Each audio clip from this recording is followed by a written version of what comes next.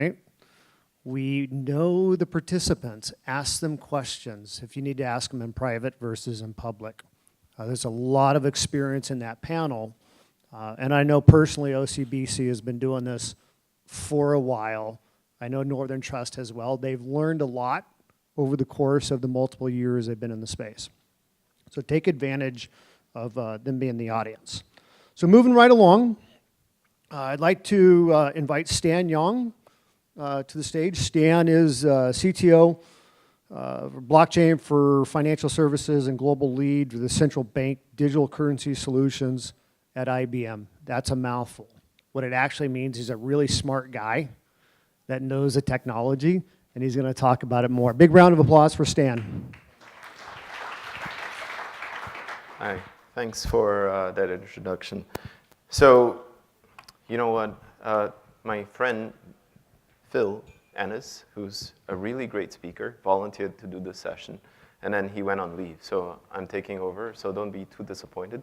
I shall try in my very non-PC way to present what I think he would have done. So, right, let's, oops, does this clicker work? The clicker does not work. Oh, gotta be firm with it. Okay, so back to the title. I'm gonna talk about blockchain as a maturing technology, right? So it's not mature, it's not immature, it's maturing. And what does that mean? And I think the best thing to think about when you think about the technology is it converging? So we had a big divergence of different ideas about what blockchains could do, which is one reason why you see so many POCs, right? And so many different chains and so many different technical approaches to different things. And that big outburst of innovation was great. And from that, we've seen, however, a recent convergence in features. So what do I mean by that? If you look at enterprise blockchain architectures, you know, most of them start looking quite a bit like this, right? You have something to do with identity management. It seems like everyone agrees we want to do something with identity on a blockchain. Seems like we all agree we need some kind of hardware security mechanisms involved in the blockchain, right? For custody and so on. You don't want a dinky USB drive, but you don't want necessarily a huge HSM box that sits behind every single one of us, right? You want to have the ability to do some kind of atomic value transfer. So then you have funds transfer. You have things like queue management, bilateral netting, all the good stuff that comes with the sorts of financial paradigms that we talk about, like netting, like real-time gross settlement, and so on. We have consensus algorithms. We have ledger storage. We have crypto libraries. We have network communication. And then the critical thing, privacy mechanisms. And this is my favorite thing, which is privacy. And the developments around privacy mechanisms really show how this technology is maturing because we see a convergence in the sorts of capabilities that people are looking at, right? The first thing is, so private channels. Again, Hyperledger Fabric has channels as part of the design. And this is really nothing but a way of taking a blockchain and then making it tiny blockchains, right? Every group, every club of you would have a separate blockchain that records transactions only between the two of you. Taken to the extreme, this is what Corda does. R3 Corda does it in a bilateral fashion, maybe with one auditor node, right? With someone called a notary that stamps on state changes. For IBM, we had Hyperledger Fabric where we had private channels, and then you have this idea of an orderer node. Now, the idea of private channels extends to things like Lightning Network, Plasma, and so on. So really, if you want to look at developments in the blockchain, this is one area where we see convergence. You see a successful paradigm applied somewhere, and then it percolates through. And that's a sign of maturity. The next thing, ZKP. So transaction privacy, zero knowledge proofs, right? Started first with UTXO models with Bitcoin, and then Zcash came along and said, oh, we got a successful implementation of zero knowledge proofs. that runs on UTXOs in Bitcoin. So you have Zcash. And then it goes into Quorum. And now you see it in Hyperledger Fabric. You see it in other blockchains as well.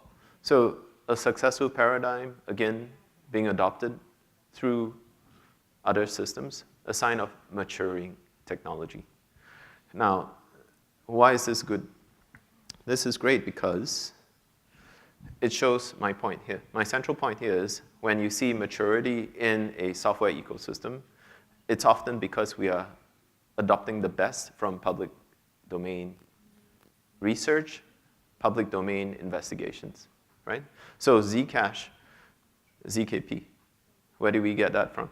We got it from the public experiment, which was Zcash, right? It's moved into enterprise Quorum. It's moved into enterprise systems like Hyperledger Fabric. For channels, we've seen that come about from Golang, likely, and we've seen it being used for Lightning channels, and then it goes into Hyperledger Fabric, it goes into other designs. So why do we want to adapt the best from the public? Because this, again, is a sign of a maturity. We have vast experimentation funded by you and I by buying into ICOs, right? Into different ideas, funding different kind of experiments. And then from all of that, we pick out the best, the most successful paradigms, and then we apply it to production systems. So the problem that we have when we look at this space is, where are the production systems? So, well, maybe let me take a step back. I did a Google Trends search last night in preparation for this talk. And I searched for blockchains and smart contracts. And the mentions for blockchain and smart contracts, as you can see from 2013 to 2018, yesterday, right, rose tremendously until a peak where about December last year, because associated with the rise in Bitcoin prices, right? And then it's dipped down since. Well, if you look at this enterprise space, now I did a search cheekily for the search terms Hyperledger Fabric and then R3 Corda. Note, I did not look for IBM Fabric because Hyperledger Fabric is an open source project run by the Linux Foundation and not an IBM project. However, Corda is an R3 project, largely. So if you look at the interest in these two search terms globally, it kind of pans out. It shows you that interest in something that's truly open source, that's truly run by an open source consortium, continues to rise and grows, and it's big. Whereas interest in something that is much more proprietary, that's much more run by, associated with one company, has kind of stayed level. Now, if you look at the chart below there, I did a comparison. So just to sort out by jurisdictions, different countries, and I did this in an order, descending order, by the number of mentions of R3 Corda. So you can see in the UK, searches for Hyperledger Fabric and R3 Corda are almost level. But that's the only country where people are interested in Corda to almost the same extent as they are interested in Hyperledger Fabric. That's interesting. Hong Kong, Australia, Germany, United States. So, and then way down below, I mean, if I did this reverse with Hyperledger Fabric on top, you wouldn't see some of these countries mention that at all. But my point is not here that Hyperledger Fabric is superior in any way to R3 Corda. My point is that when you want to look at this space in terms of the technologies that are outside, right, the interest in the technologies and the maturity of the technology should be assessed, I think, partly on the number of people who are interested in it. So my friend Vinay Mohan talked about developers. The winners in this space win because of the developers that they can entice. So if you think about some of the searches inside for the technologies, if I did this search for specific things like chain code or something about Kotlin code to do with implementing some kind of flow in Corda, that would reveal the number of developers who are interested in actually writing code, the number of searches for help, for instance. That, again, reflects the liveliness and the popularity of a platform. And the number of people continuing to work with the platform helps it mature. So platforms with very few developers don't mature as quickly as platforms with lots of people looking at it. And that's a fundamental fact, right? So if you look at geographical interest in Hyperledger Fabric versus R3 Corda, and I only do this because it was easier to just have two search terms. The top is Hyperledger Fabric, and the bottom is R3 Corda. You can see this really reflects the focus that the different consortia have had on the geographies. So if you look, interestingly, this is Google Trends.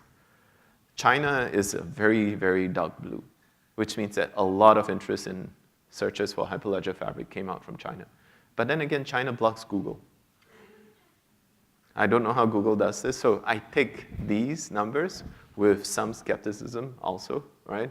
Because Google doesn't reveal to me how they collected those statistics, but I just take it at face value. You can do this on Google Trends yourself. But if you look below at Corda, the number of searches, around R3 Corda really came from North America, India, Australia, and the UK, France. That's about it. And why? This really reflects perhaps R3's focus on the banking sector, right? Which is, these are the countries where the banks have been their focus, where they have tried to sell most to people. Whereas outside of banks, outside of financial services, that's where I think a lot more interest has been in other technologies. So Hyperledger Fabric may be, in this case, more usable for things around non-financial use cases. But neither ecosystem should sit on their laurels, because if you look at this, interest in enterprise completely insignificant compared to open chains.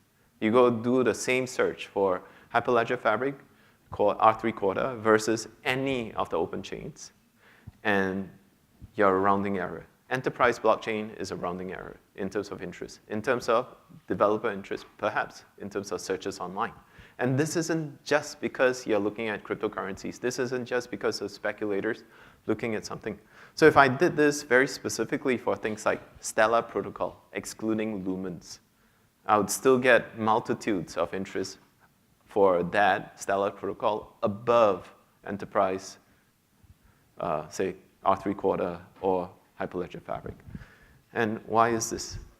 This is clearly because there's just so much more interest in using something that's truly open, something that you can transact value on, something that retains value, something that you can play and get your hands dirty on easily without having to pay for licenses and so on. Because really, if I can train myself to write Solidity code, which I did, by looking at EtherCamp or any one of those studios online, why would I bother learning Kotlin, which is a funny language, to go develop for R3 Corda? Or why would I go into Fabric and look at all the huge configuration files and try to figure out how to set up endorsement policies and the whole paradigm of doing that? Why? If I'm a young developer looking at this space, and I want to do something fast, quick, and dirty, I want something where I can get help easily. I want to be able to find a developer who can lead me through that. And what would I do, right? So this should give everyone pause when we think about enterprise versus open chains. Taken with the points I made at the very start, which is that things are converging, ultimately what it means to me is developers want to write code for open chains. So if you invest your time writing code for open chains today, and you see the trend above, which is that the best innovations from open chains get into enterprise chains in the end anyway, why not just learn stuff about open chains? Because eventually the enterprise chains will support you. That's, from a very practical technology standpoint, from a developer standpoint, that's how I would think. So I think I'm going to pivot a bit to talk about getting to production from all those POCs. So one of the not so great questions earlier, or a good question, maybe not so nice question, was to Vinay, you've done so much. Why can't you do one thing well? Right? I don't know which gentleman asked that. I think the Bank of America gentleman did. So now, as the CTO for IBM Blockchain for Finance globally, would say that getting to production and sleep don't mix. So I don't get a lot of sleep every night now because I'm trying to move things into production, right? And the reason you don't see many more successful implementations in production is because, well, if you are alone, if you're in the enterprise space, you don't have the vast ecosystem of developers and friends in these open chains who help and volunteer, chip in all through the night to get stuff working with you. So that's the thing. If you're in the enterprise space and you insist on only using your own group of people to do certain things, you will not succeed unless you put in a lot more of your resources and time into it. And that's one of the reasons I think you don't see as many enterprise production instances as you see the vast proliferation of crowdfunding use cases in production on Ethereum, for instance, right? An ERC20 token done for an ICO is a successful crowdfunding that's been done using and in production because money transferred. So, again, the point made by the Bank of America gentleman is good. We have 400 plus successful POCs done on Hyperledger Fabric and other blockchains by IBM. And what's gone into actual production? Not too many. And the reason is the hill to production is high and mundane and boring. It's not sexy. So, right, IBM Food Trust. This is one that's gone into production, right? We will have general availability sometime at the end of this year. It's a blockchain that allows you to track food, right? Make sure that the food on your table comes from a known source, and you can track the provenance all the way through so that you know that it's a safe, say, sandwich to eat. And if you did get poisoning, someone who inherits from you will be able to sue the right person. Now, right, the effectiveness of this food trust solution was demonstrated with a Walmart mango pilot. So I don't know why they picked mangoes. I have a mango tree in my backyard. Maybe that's why. I don't know. But so the typical manual process takes days to trace the provenance of a mango. It takes 26 minutes to do so using the blockchain. So again, for existing 2.2 seconds, in fact, for the fastest search that was done to search the whole provenance history of one mango. Now, things that are being done successfully on blockchain for production use are of this flavor. Basically, processes today that take a long time. So again, taking a step back, being in my position as CTO for blockchain and finance for IBM is kind of a painful thing because in finance, actually, many things are quite fast. So to achieve a 10-time or a massive improvement like the one that was achieved with Food Trust, it's a lot harder, right? You're always faced with the question, I have real-time payments today. How can you be more real-time than real-time? Well, I guess, and then you go like, that's not the point. But for people who look at this at a very superficial level, it's hard to cross that chasm of skepticism. So next, if you look at supply chains, this is another big example. I think Rasmi, during the panel, talked about OCBC's now agreement that, that they think trade finance is one of the things that blockchains are relatively good at solving.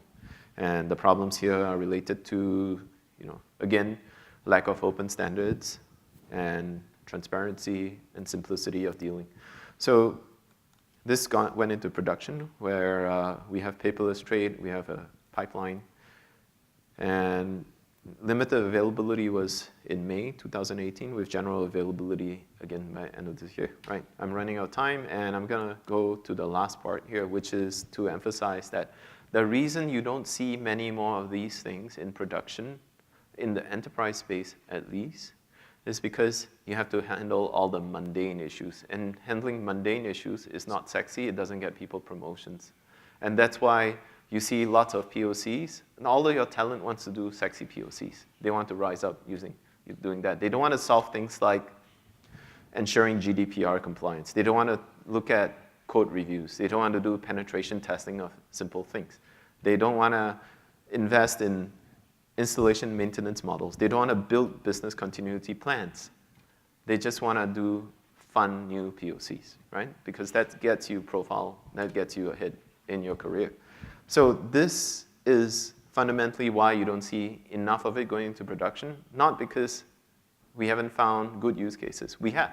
Certain things are clear today, right? It's really solving these things that takes a lot of time and eats up all the sleep. And doing it alone, my final point is doing things alone is gonna always be harder than getting a lot of friends together to do it, which is why even in IBM, we've come to a point where we said, we want to collaborate with everyone. We want to go out to the ecosystem, the open ecosystem, and bring all of that in, right? Work with partners as much as we can.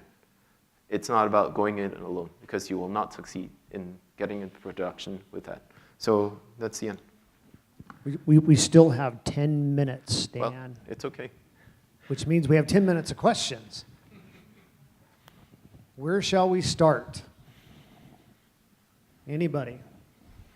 Okay. Hold on.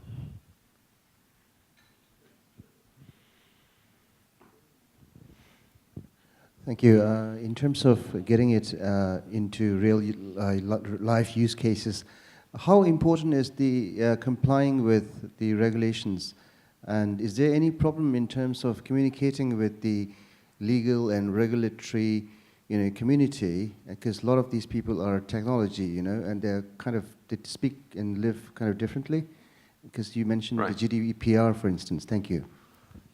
Yeah, so it is a big part of our jobs to help to demystify and to correct certain misconceptions that the legal community has about certain things, because they read the Financial Times and then they understand things about blockchain that don't really map to, say, reality when it comes down to code, right? And then you get a coder to explain something and it completely mystifies them. So the interface between these two, we've realized, is important, which is why there's a function like me involved. I used to be in the regulator, the MAS, for 10 years, right? So I can interface between that and the technical folks. I also lead technical development and write code. So that's the kind of thing that you kind of need. You need to find people who can interface between the two sides and explain to the developers what the actual concern of the regulatory or legal folks are, and then explain to the compliance people that what you're doing with code is not killing kittens, not killing crypto kittens at least. Right? Hi there, I'm Daniel from Linklaters. And just wanted to so I think my question just arises because there's been talk about blockchains not really having a real killer app yet, other than transferring value. So in your experience so far, what are some of the features you think a particular project or a particular problem should have to make it right for blockchain and DLT technologies? Thank you. Right. Oh, great. The rest of my presentation here. I was going to end off on this slide, but well, see, thank God I kept the two of them.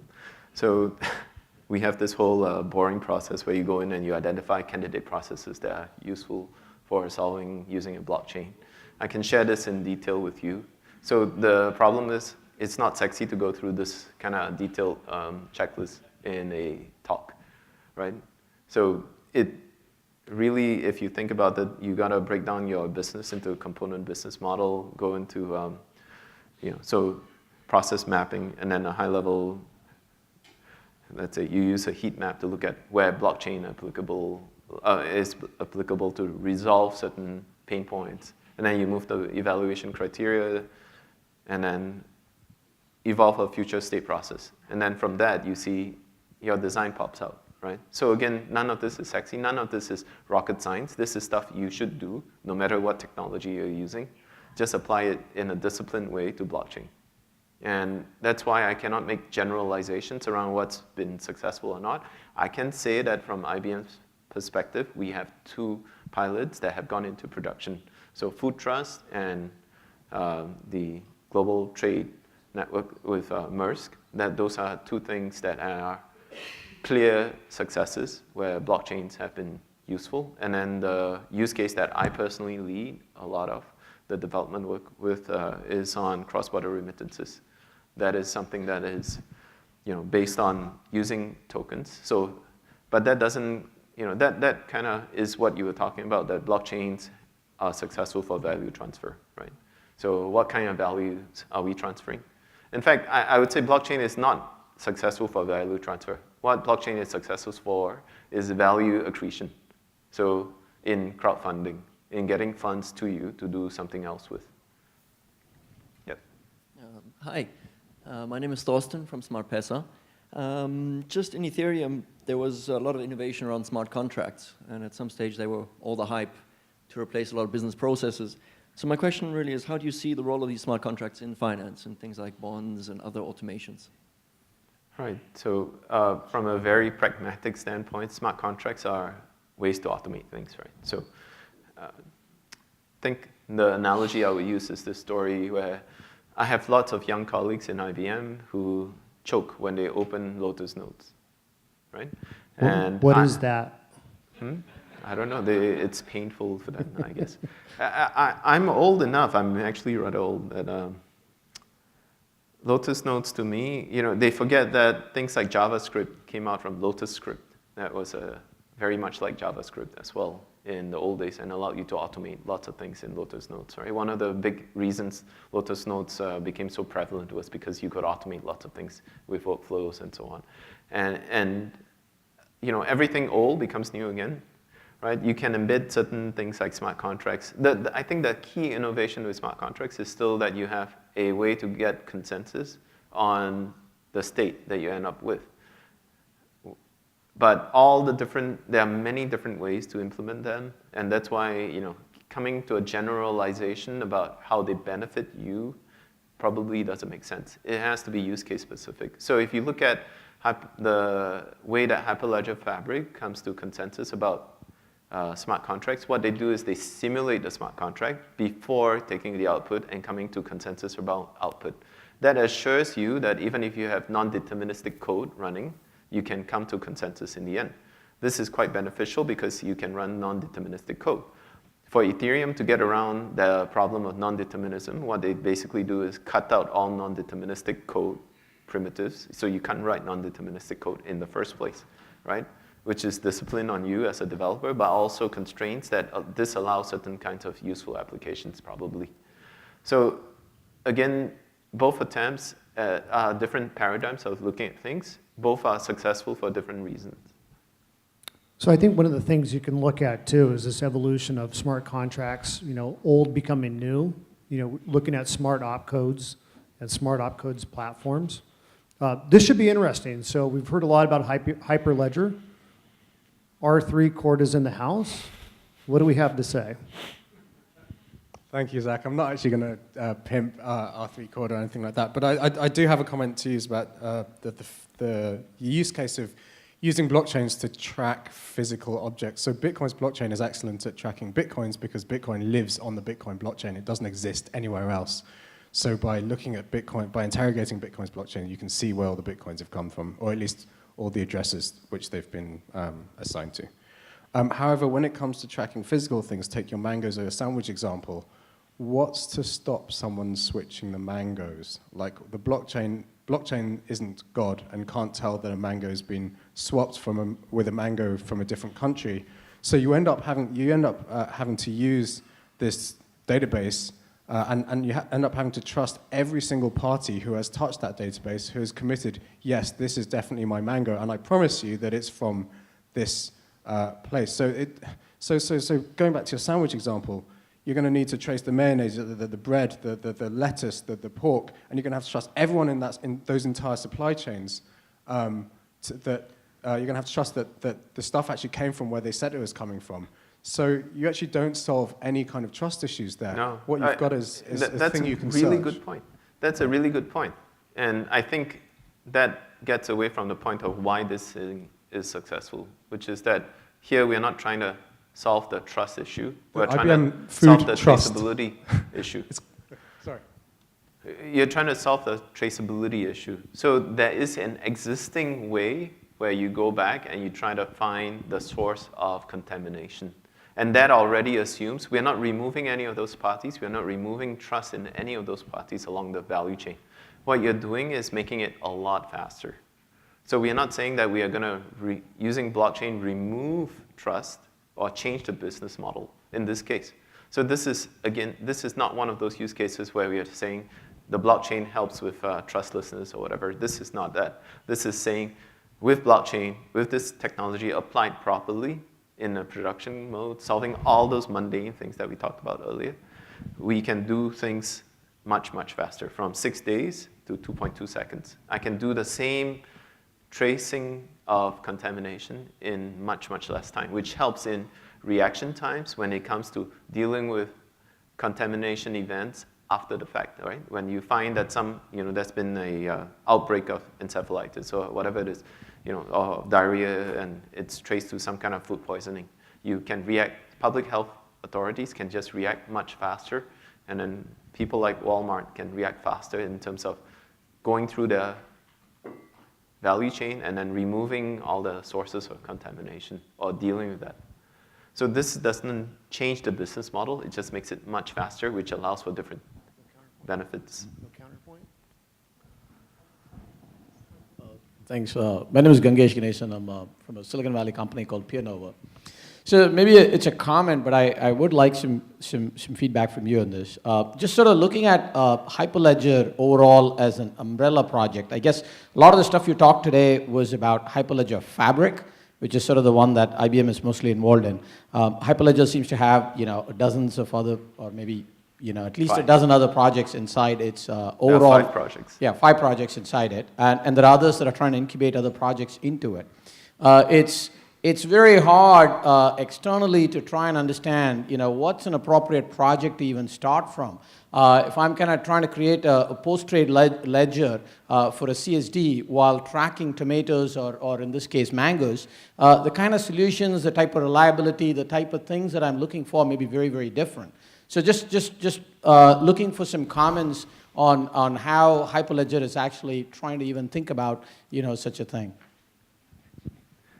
So that's my response. The only way to know for sure is to try, right? So out of one of 5 projects, pick the one that you think you have that suits your use case best. And I think, yes, there is a problem here, which is that there are so many different architectures to pick from, not just within the Hyperledger Fabric family of projects, right? There are so many different ways you could do blockchain, or even blockchain-like Corda, right? Which has no blockchain.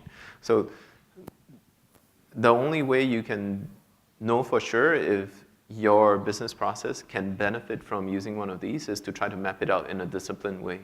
And that requires investment. There's no easy way. I wish there were a crystal ball I could give to you right now that you can shake and say, it's an 8 ball and tells you, Hyperledger Borrow, this is the project for you, and you just ask. But there isn't.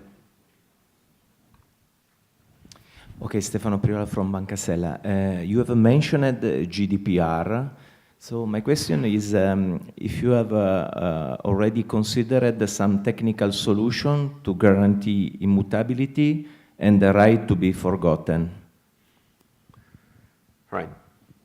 Those are the kinds of things you need to engineer around. There is no generic solution yet for those issues, which is one of the things that, if you want to think about the whole solution to, say, a problem, so say food trust, the actual blockchain layer is often maybe 20% of the code base. That's all the microservices, all the rest of the stuff that sits around that, 80% probably, below the line of the blockchain that would be affected by GDPR as well. So you really need to engineer the whole system end-to-end to be compliant, right? So yes, things like immutability and so on are true. So if you cannot remove certain bits of information from the blockchain, the question is, what should go on the blockchain in the first place?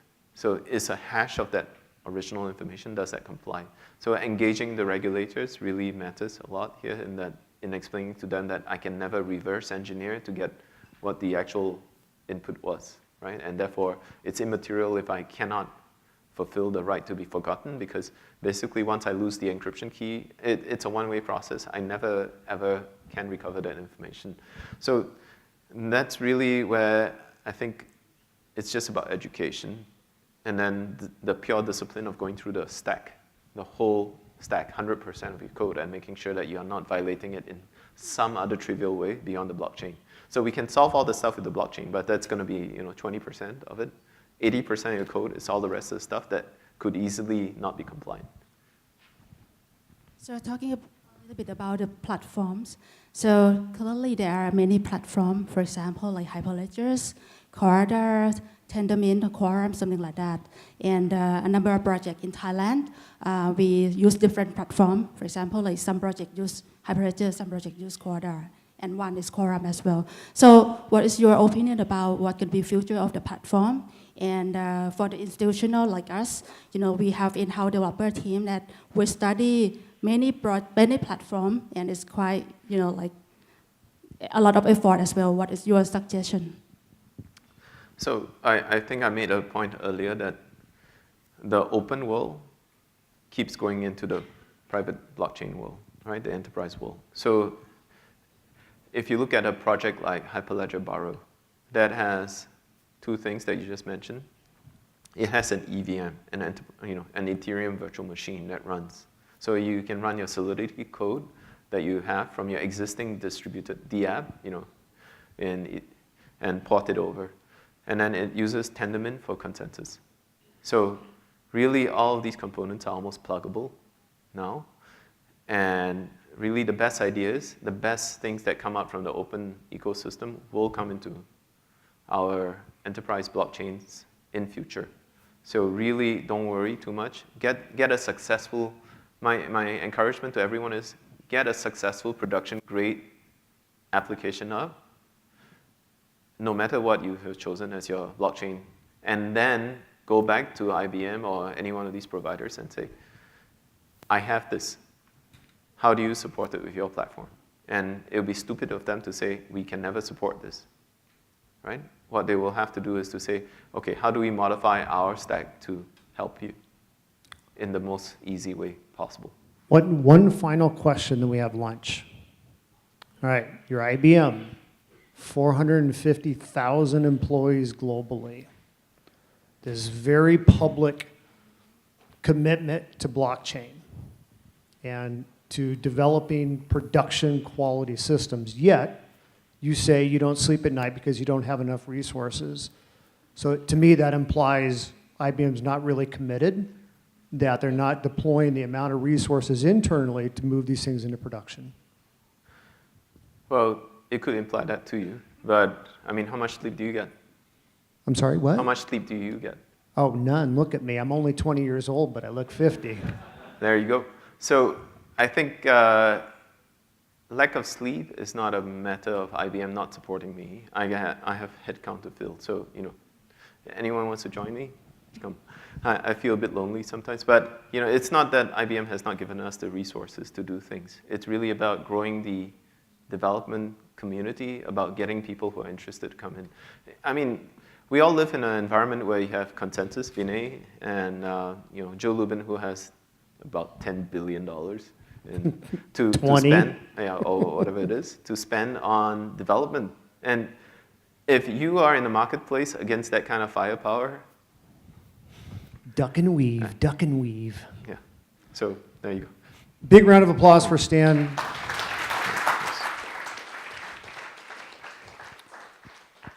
I think Dean, the boss man, has something to say. Yeah, so just a quick one. Now we have the lunch break. There's two different lunch areas. So we have one buffet queue just opposite where this room is, and we have another buffet line in the exhibition area. We do have a lunch workshop, but again, just to reiterate that that's on a first come, first served basis, which will be in the Vista room, but priority will be given to clear and orange badges, which are our premium passes. If there's any seats still open after that, we'll then open it up to everyone else. But if you could just make sure that you use both buffet lines to avoid any queues, that would be perfect. Awesome. Thank you, Dean. Enjoy a good lunch. Keep the questions coming. We'll see you in about an hour.